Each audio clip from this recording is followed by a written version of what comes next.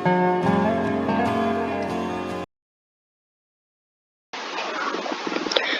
Everyone, आज हम समझेंगे कि कैसे एक न्यूरॉन से सिग्नल दूसरे न्यूरॉन तक जाता है। न्यूरॉन सेल समझ गए ना आप? न्यूरॉन सेल वो जो हमारे ब्रेन से सिग्नल लेकर के हम तक पहुंचाता है और हमसे सिग्नल लेकर के ब्रेन तक पहुंचाता है।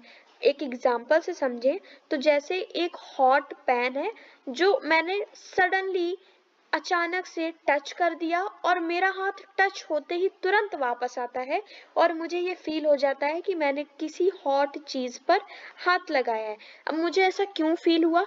क्योंकि जो मेरा हाथ हाथ है, मतलब जो मेरी फिंगर्स हैं, उसमें हीट रिसेप्टर्स प्रेजेंट है जो कि सिग्नल देते हैं मेरे न्यूरॉन सेल को, और न्यूरॉन सेल सिग्नल लेते ही सारे सिग्नल को ब्रेन तक पहुंचाता है। अब न्यूरॉन एक नहीं होता है, न्यूरॉन कई सारे प्रेजेंट होते हैं बॉडी में जो कि सिग्नल लेते हैं और एक न्यूरॉन से दूसरे न्यूरॉन तक सिग्नल दे देकर ब्रेन तक पहुंचाते हैं। ब्रेन वापस से इंफॉर्मेशन इन्हीं न्यूरॉन के द्वारा भेजता है हम तक और बताता है कि हमने क्या छुआ है, क्या देखा है, क्या फील किया है, किससे हमें बचना है, किससे नहीं बचना है, क्या पकड़ना है, क्या छोड़ना है। मतलब जो आउटपुट है वो हमें ब्रेन देता है। ये जो प्रोसेस है ये मिली सेकेंड्स में होती है। मतलब अगर मैं इसे 5 मिनट में समझाऊं तो ये 5 सेकंड भी नहीं लगाती है होने में। मतलब आप कुछ फील करो या देखो, ये मिनी सेकेंड्स में होता है। अगर हम इसे डायग्राम से समझें तो कोई भी सिग्नल अगर इन न्यूरॉन तक आता है तो कैसे आता है, कहाँ से शुरू होता है, कहाँ पे खत्म होता है और कैसे कहाँ से पहुंचता है, ये हम समझते हैं। तो ये न्यूरॉन सेल है। न्यूरॉन सेल एक लिविंग सेल है। इसकी बॉडी में ऑर्गेनेलीज पाई जाती हैं। लिविंग सेल है मतलब ऑर्गेनेलीज होंगी, और जो ऑर्गेनेलीज है वो थोड़ा डिफरेंट होती है बाकियों सेल से, क्योंकि ये थोड़ा बड़ा होता है, दिखने में डिफरेंट होता है, इसका स्ट्रक्चर डिफरेंट होता है।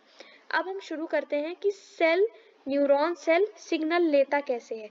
सपोज बॉडी में एक न्यूरॉन नहीं होते हैं, कई सारे होते हैं। तो जो पहला न्यूरॉन है, मतलब जिसने सबसे पहले सिग्नल को रिसीव किया है, सिग्नल को हम स्टिमुलस बोलते हैं। मतलब कोई भी चीज सिग्नल के रूप में हम तक पहुंच रही है वो स्टिमुलस है। स्टिमुलस एक दूसरा सिनोनिम्स है, वर्ड है। अब जब इसे स्टिमुलस मतलब सिग्नल मिलेगा, इसके कांटेक्ट में आएगा, तो सबसे पहले न्यूरॉन के डेंड्राइट्स में आएगा।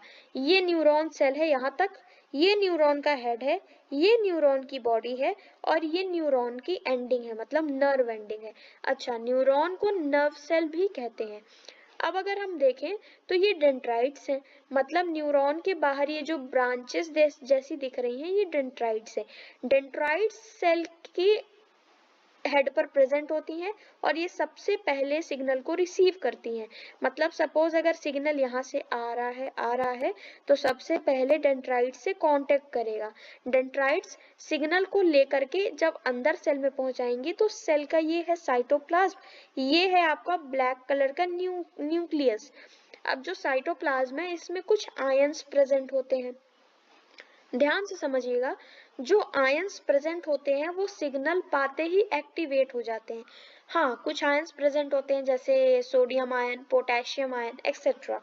तो ये जब एक्टिवेट हो जाते हैं तो जो सिग्नल आया है वो केमिकल फॉर्म में है, वो इलेक्ट्रिकल फॉर्म में चेंज हो जाएगा, क्योंकि जो आयंस एक्टिवेट हुए हैं वो उसे इलेक्ट्रिकल फॉर्म में चेंज कर देंगे, क्योंकि आयंस इधर उधर मूव होने लगते हैं और इलेक्ट्रिसिटी जनरेट होती है। अब ये इलेक्ट्रिकल सिग्नल सेल के बॉडी के नीचे ट्रांसफर होगा, ट्रेवल करेगा और ये पहुंचेगा नर्व एंडिंग तक, मतलब न्यूरॉन के एंडिंग तक। इस जो एंडिंग में ये जो स्ट्रक्चर है ये साइनॉप्टिक नॉब्स हैं ये, और इनका काम क्या है, ये जब इलेक्ट्रिकल सिग्नल को पाती हैं तो ये केमिकल सिग्नल रिलीज करती हैं। कौन सा केमिकल सिग्नल?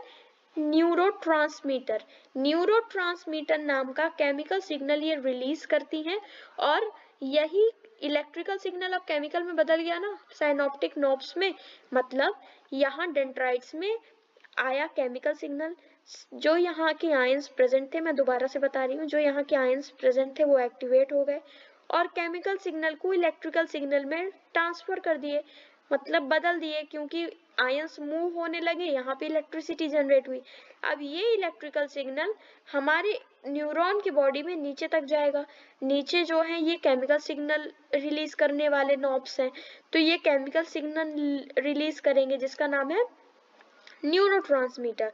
अब वो सिग्नल फिर से जाकर दूसरे न्यूरॉन के डेंड्राइट से कांटेक्ट करेगा और सेम यही प्रोसेस होगी कि इलेक्ट्रिकल सिग्नल पे ट्रांसफर होगा और फिर वो बॉडी के नीचे तक जाएगा और वहां पे साइनॉप्टिक नॉब्स में कांटेक्ट करेगा। वहां साइनॉप्टिक नॉब्स केमिकल सिग्नल को रिलीज करेंगी और फिर वो तीसरे न्यूरॉन में जाएगा। ये होता है सिग्नल ट्रांसफॉर्मेशन किसमें? न्यूरॉन्स में। अब हमने देखा कि कैसे केमिकल इलेक्ट्रिकल ये गेम हो रहा था न्यूरॉन्स में। अब एक बात और समझते हैं। ये बहुत, जैसा मैंने बताया कि मुझे 5 मिनट लग गए समझाने में, लेकिन ये 5 सेकंड में भी नहीं लगता इसे ये वर्क होने में, ये बस चंद सेकंडों में काम होता है इसका। तो जो ये वर्क हुआ न्यूरॉन ने किया, ये सिग्नल बहुत सारे न्यूरॉन एक दूसरे पर ट्रांसफर करके ब्रेन तक पहुंचाएंगे। यही चीज यहाँ पे स्टेप्स में लिखी हुई है। तो हमने अभी जो पढ़ा, जो हमने यहाँ पे लास्ट में पढ़ा कि कैसे इलेक्ट्रिकल सिग्नल केमिकल में बदला, इसे हम और ध्यान से और माइक्रोस्कोपिक डायग्राम से देखते हैं। तो ये डायग्राम है। ये डायग्राम में हम ये समझ सकते हैं कि कैसे साइनॉप्टिक नॉब्स के इलेक्ट्रिकल सिग्नल को केमिकल सिग्नल में बदलती हैं। जो यहाँ से इलेक्ट्रिकल सिग्नल ट्रांसफर होकर नीचे तक आया, यहाँ पे ये नॉब्स प्रेजेंट हैं, साइनॉप्टिक नॉब्स। इन्होंने केमिकल सिग्नल और केमिकल रिलीज किया। जो ये इलेक्ट्रिकल सिग्नल आ रहा है वो केमिकल में बदल गया और ये दूसरे न्यूरॉन पर ट्रांसफर हो गया।